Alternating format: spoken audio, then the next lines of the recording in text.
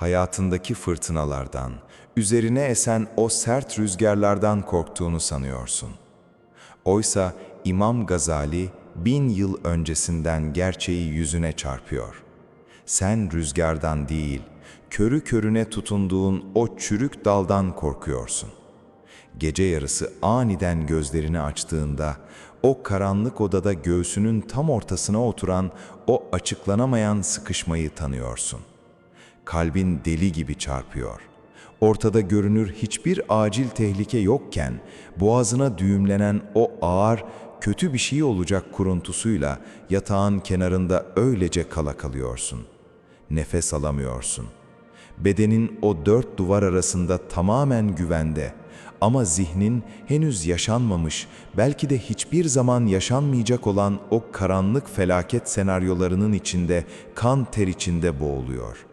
Korkuyorsun. Ama beni çok iyi dinle. Seni uyandırmaya geldim. Sen hasta değilsin.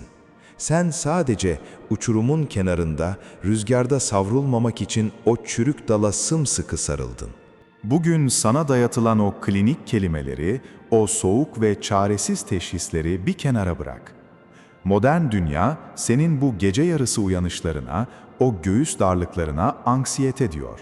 Panik atak diyor, kaygı bozukluğu diyerek alnına bir etiket yapıştırıyor. İçindeki o titreyen, yönünü kaybetmiş ruhu, o bitmek bilmeyen gelecek dehşetini kimyasallarla, haplarla, yüzeysel telkinlerle uyuşturmaya çalışıyorlar. Sana sürekli rüzgarı nasıl görmezden geleceğini öğretiyorlar. Belki günü kurtarıyorsun. İnsanların içinde yüzüne o sahte, o yorgun gülümsemeyi yerleştirip saatleri atlatıyorsun. Ama gece o yastığa tekrar başını koyduğunda, o dondurucu ve karanlık mengene tekrar göğsünü sıkıştırıyor. Bunun nedeni çok açık. Çünkü modern psikoloji, okyanusun sadece yüzeyindeki dalgalarla, yani rüzgarla uğraşır. Okyanusun en dibindeki o asıl kırılmayı, ruhundaki o devasa fay hattını göremez. İmam Gazali ise bedene ve yüzeye değil, doğrudan ruha bakar. O, senin uykularını kaçıran, yarın faturaları nasıl ödeyeceğim, ya o işimi kaybedersem, ya o güvendiğim kişi beni terk ederse diye zihnini kemiren o gürültünün asıl köküne iner. Senin asıl sorunun dünyayla başa çıkamamak değil, senin asıl sorunun fani olan dünyayı kalbine fazlasıyla almak.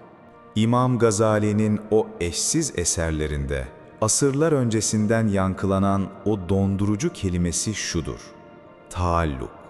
Yani bağlanma, asılı kalma, kök salma ihtiyacı. Kalp, kendi ilahi doğası gereği sonsuzluğa programlanmıştır. Bir şeye tutunmak, bir yerden güç almak ister. Tıpkı şiddetli bir fırtınada savrulmamak için toprağa kök salmak isteyen bir ağaç gibi. Ama sen o kökleri nereye saldın? Bütün varlığını, mutluluğunu, huzurunu diğer insanların dudaklarının arasına bağladın. Onların sevgisine, sana verecekleri onaya asılı kaldın.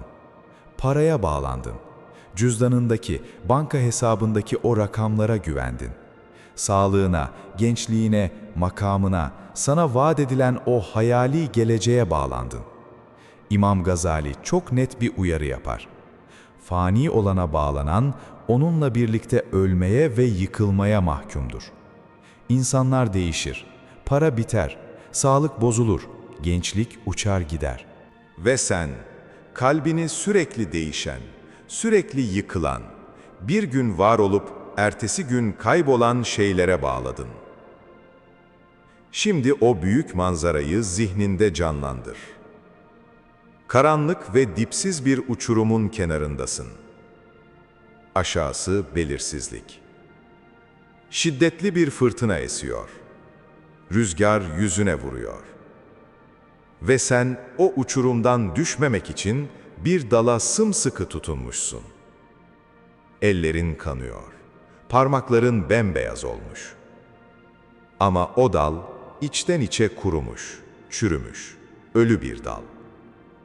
Rüzgar her estiğinde o dalın çatırdadığını duyuyorsun. Ve sen rüzgardan korktuğunu sanıyorsun. Hayır dostum. Sen rüzgardan korkmuyorsun.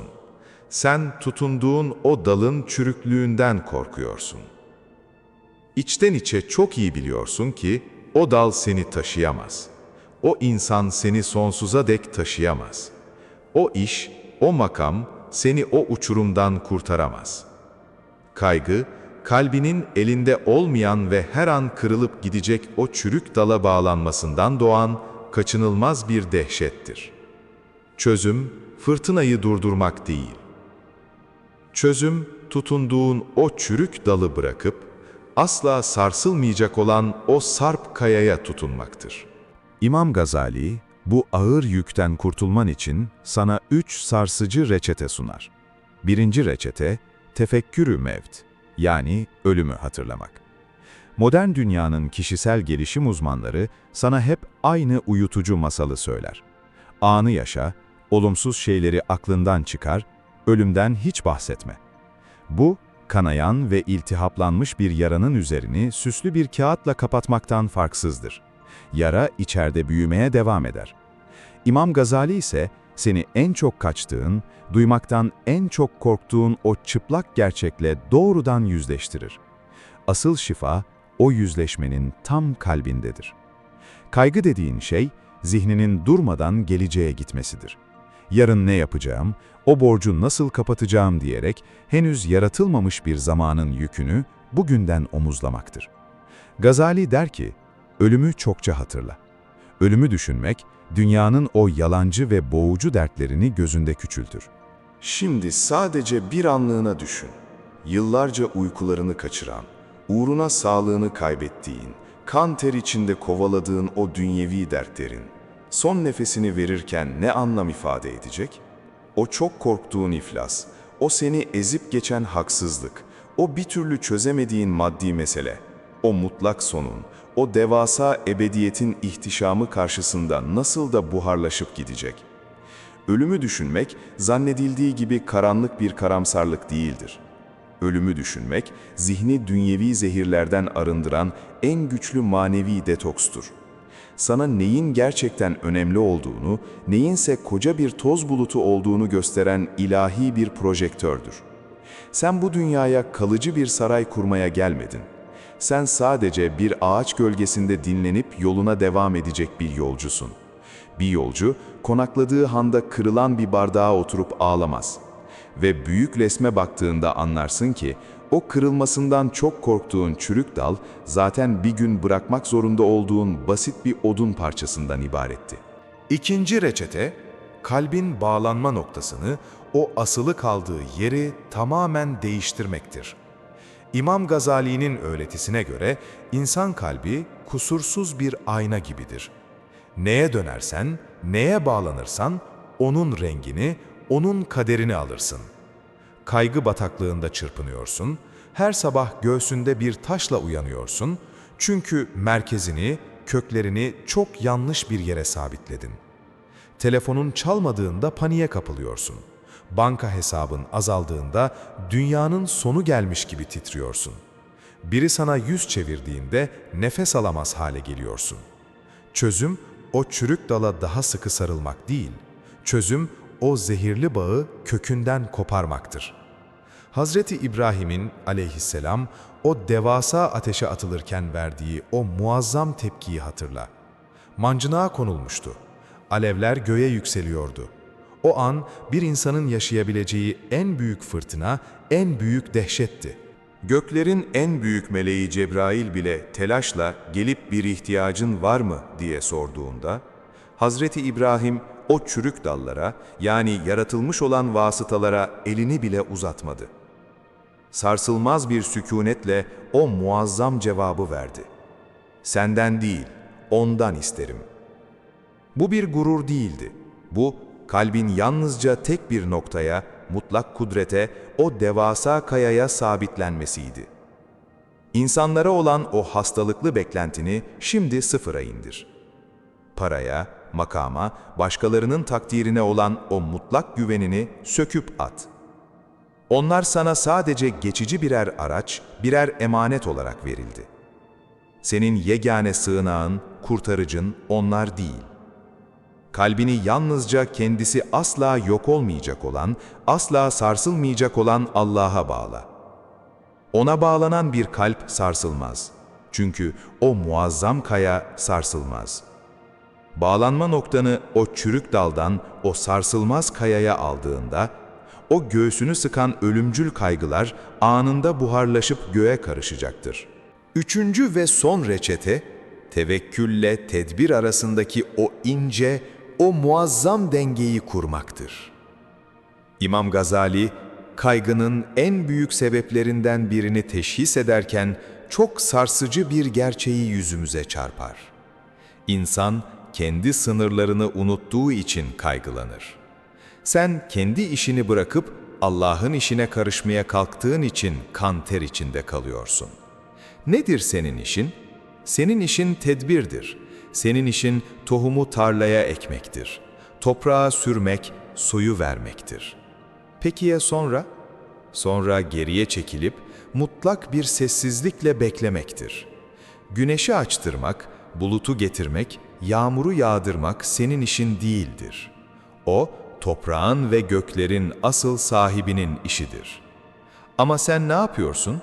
Tohumu ektikten sonra toprağın başında kan ter içinde nöbet tutuyorsun. Tırnaklarını kemiriyorsun. Neden hala büyümedi diyerek kendi kendini yiyip bitiriyorsun. Sen büyütmeye çalışıyorsun. Sen ilahi olanı kontrol etmeye çalışıyorsun. Kaygı, tedbiri tevekkülün önüne koymaktan doğar. İnsanın ilahi sınırı ihlal etmesinden, tanrıcılık oynamaya kalkmasından doğar. İmam Gazali der ki, "Çabanı göster ama kalbini sonuca bağlama. Sen çalışırsın, sen kapıyı çalarsın, gerisini tevekkülle Allah'a bırakırsın. O, sonucu senin istediğin gibi verirse lütuftur, vermezse hikmettir. Olmayan bir işin, kapanan bir kapının arkasındaki o derin rahmeti sen şu an göremezsin. Sen zannediyorsun ki o iş olmazsa mahvolacaksın. Oysa o kapı, arkasında seni bekleyen o büyük uçurumdan seni korumak için bizzat ilahi bir rahmetle senin yüzüne kilitlendi. Sonucu kontrol etme hastalığından vazgeç. Sen sadece bir kulsun. Ve kulluk, benim görevim bitti, şimdi söz asıl sahibinindir diyebilmektir. Şimdi derin bir nefes al ve bu 3 sarsıcı reçeteyi o uçurumun kenarında yeniden birleştir. Ölümü hatırlayarak dünyanın o yorucu, o boğucu rüzgarlarını gözünde küçülttün. Büyük resme uyandın. Tohumu ektikten sonra sonucu büyütme hırsını, o kibirli kontrol arzusunu bırakıp mutlak tevekkülün o serin gölgesine çekildin. Ve en önemlisi, kalbinin bağlandığı, seni her gün sarsan, her an kırılacakmış gibi çatırdayan o çürük dalı ellerinden bıraktın. Kendini o boşluğa, yani Allah'ın sarsılmaz, yıkılmaz kayasına teslim ettin. Bu üçü bir araya geldiğinde ne olur biliyor musun? Göğsündeki o tonlarca ağırlık anında yok olur. O sebepsiz kalp çarpıntısı, o gece yarısı nefes darlığı hepsi bir sabun köpüğü gibi erir gider. Fırtına dışarıda esmeye devam edebilir. Ama sen artık o çürük dala tutunan çaresiz bir kurban değilsin. Sen fırtınanın tam ortasında evrenin sahibinin o yıkılmaz kayasına sımsıkı oturmuş, mutlak bir güven içinde fırtınayı izleyen özgür bir ruhsun. Artık kendi kendinle savaşmayı bırak. O zihninin içinde durmadan dönen, seni sürekli yargılayan o karanlık mahkemeyi bugün, tam şu an kapat. Sen anksiyete hastası değilsin. Sen zayıf veya kusurlu değilsin. Sen sadece çok yoruldun. Yanlış yerlere tutunmaktan, çürük dallara güvenmekten yoruldun. Bugün kalbini o fani dünyadan koparıp gerçek sahibine teslim etme günüdür. Eğer bugün bu kelimeler o karanlık odana bir ışık gibi sızdıysa, eğer göğsündeki o dondurucu sıkışma yerini ılık bir huzura bıraktıysa, sadece aşağıya in ve bu manevi mecliste o eski kaygılı halinle arana kalın, çelikten bir çizgi çek. Yorumlara sadece şu tek kelimeyi yaz. Bağlandım. Çürük dallara değil, fani insanlara değil, korkulara değil, yalnızca beni yaratan ve fırtınada beni asla bırakmayacak olan Allah'a bağlandım. Şimdi bir şey daha söyleyeceğim. Şu an aklına biri geldi, değil mi? Belki bir kardeşin, belki bir arkadaşın. Belki o şu an aynı uçurumun kenarında, aynı çürük dala, aynı çatırtıyı duyarak tutunuyor. Ve belki o bu sesi henüz hiç duymadı. Sen onun için bir şeyi yapabilirsin. Bu videoyu ona gönder. Sadece bir mesaj, sadece bir bağlantı.